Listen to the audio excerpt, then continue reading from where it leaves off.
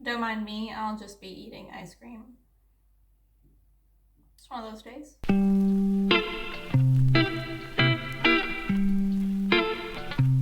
Hi guys, I'm Kristen. Welcome and welcome back to my channel. Today I'm going to be reviewing the book The Bone Maker by Sarah Beth Durst. It is an epic adult fantasy, and more excitingly, it is a standalone epic adult fantasy book. Say that 5 times fast. I struggled to even get through it once. This is not my first Sarah Beth Durst book. I have read Queen of Blood, the first book in the Queens of Renthia series, and I do plan to keep reading that series in the future. If anything though, this book maybe reminded me why I didn't immediately pick up the next book in that other completely unrelated series. And I'll get into a little bit about the specifics of why I felt that way later on. So overall, I felt this was an okay reading experience. And I think that says it all. When it's just sort of like, this was fine. I think that there are definitely readers out there for this book, and I'll hopefully be able to identify some things that will make you know, if you are one of those readers, that this will really work for. It just didn't really work for me. The concept and the setup for this book is the group of heroes who saved the world, but catching up with them 25 years later. I loved this idea for this book. When I was reading it, I was sort of getting Kings of the Wild vibes and sort of like getting the gang back together. Instead of having the obvious book, which is like the original problem, the original battle, those heroes doing that heroic thing, that's not the story. This is catching up with these heroes 25 years later and looking at where are they now, what has happened to them, how has that event, that heroic event, but also probably traumatic experience, how has that affected their lives? The group of heroes originally consisted of 5. They were called the 5 Heroes of Voss. Of the 5, one of them actually died in this event, like when it happened in that war.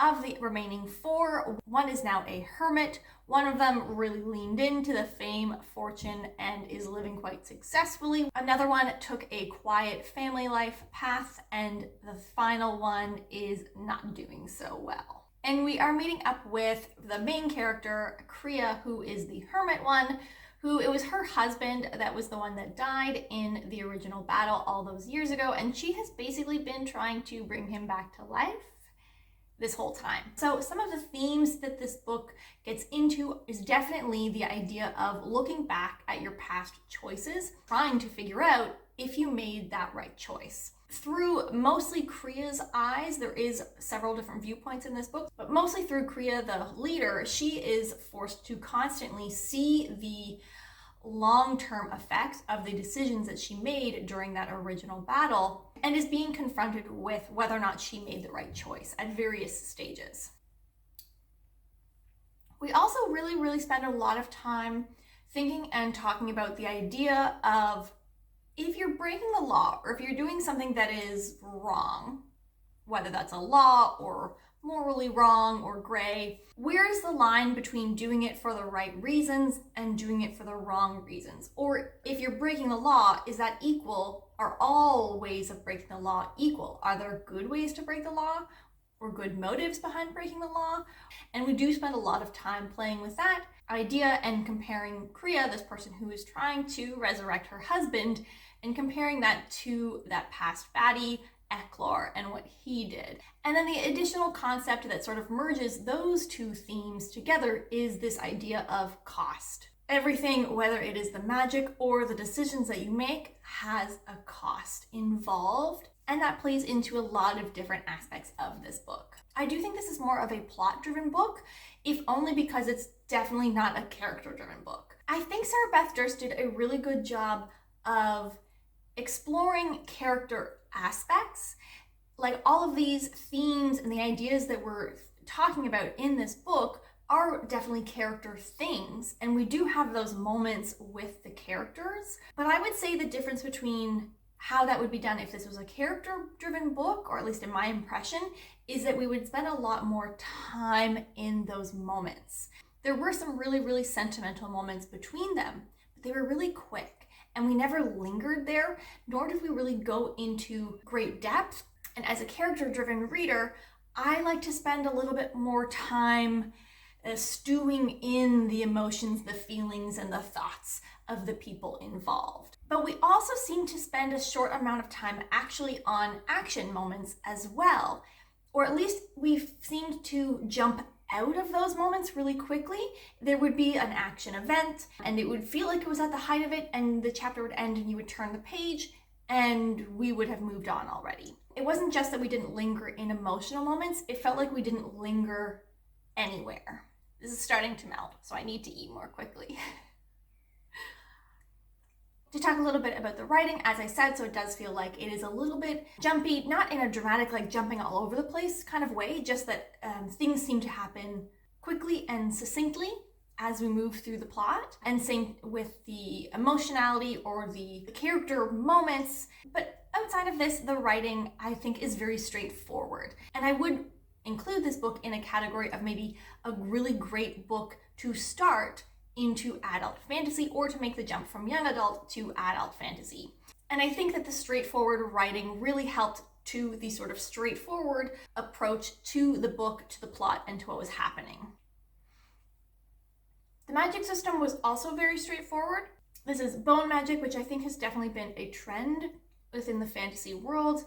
It isn't just one type of magic though. There are sort of 3 different roles or 3 different things that you can do with bone magic. You can be a bone reader, which requires some level of innate skill and ability, where you can basically look into the past or present or future and make predictions or like see things. It actually didn't really get too deep into the technicality of any of these magic roles. Again, why I think it would actually be really good for someone new to fantasy. Then you could be a bone maker, which is someone who uses bones to animate inanimate things. So this was more of like the mechanical thing. So you could like make a car sort of and power it with bones, or cable cars were talked about. Like they had cable cars that were powered by bones. The third one, I don't remember the name of, like what that person's role was called, but it was where you would basically carve a bone and the carving would make it into a talisman that you could use for animated things. So for example, they were always using strength talismans or speed talismans.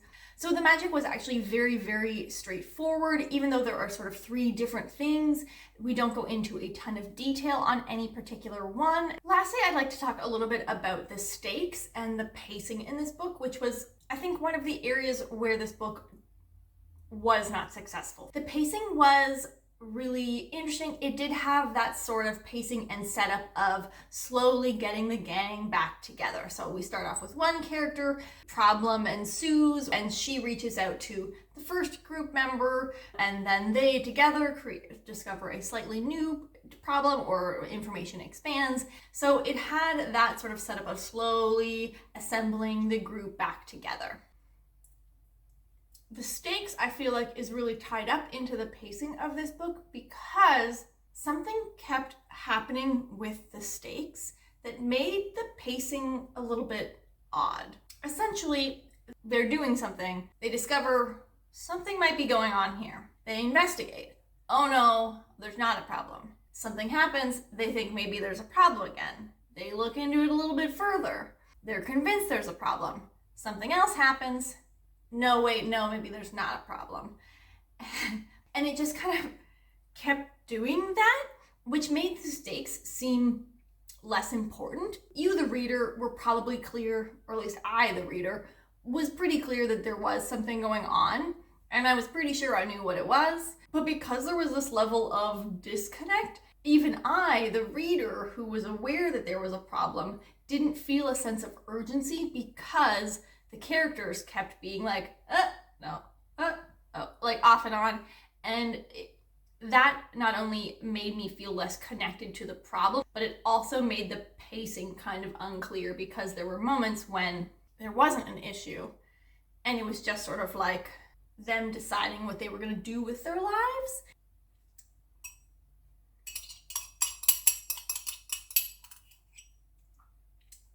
And then the final thing that didn't really work for me, I would say, is actually the surprises and the reveals. None of the big reveals felt all that surprising to me. I don't think it was necessarily predictable. It was more just the way that it was laid out. it felt like, oh, small little things would be, like foreshadowing would be at play, but as soon as it was mentioned, it's like, oh, well, that's obviously, that is what's causing this. So who do I think should read this book? I think this book will be for you.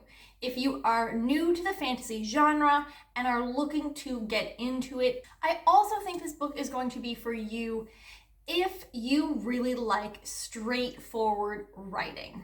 And I think this book is going to be for you if you are looking for less of a commitment in a book and a nice, quick, simple read.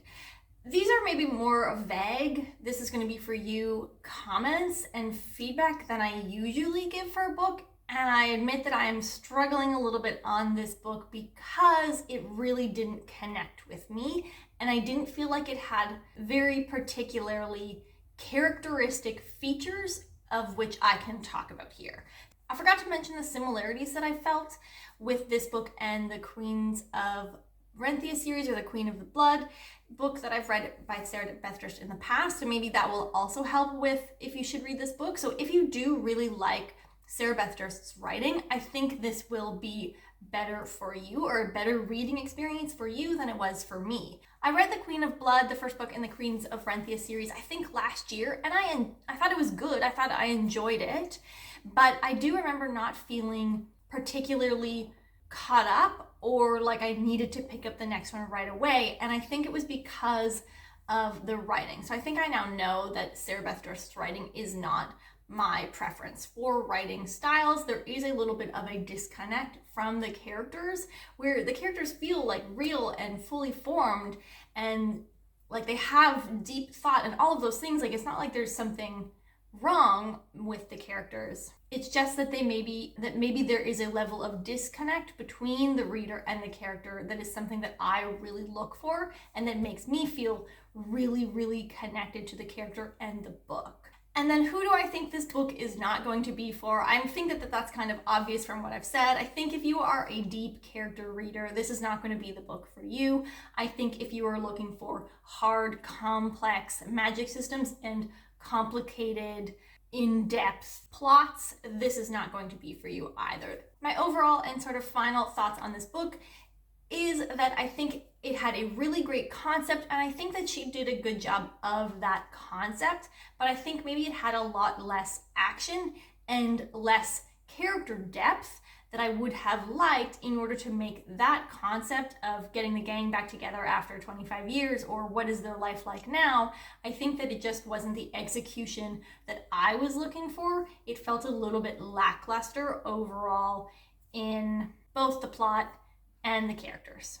If you have read this book, let me know down below what you thought of it. I think at this point I am getting a better understanding of what really works for me in a book, and I think maybe perhaps it's not what Sarah Beth Durst writes. Anyway, that is it for me. I will see you next time. Have a great day, everyone. Bye.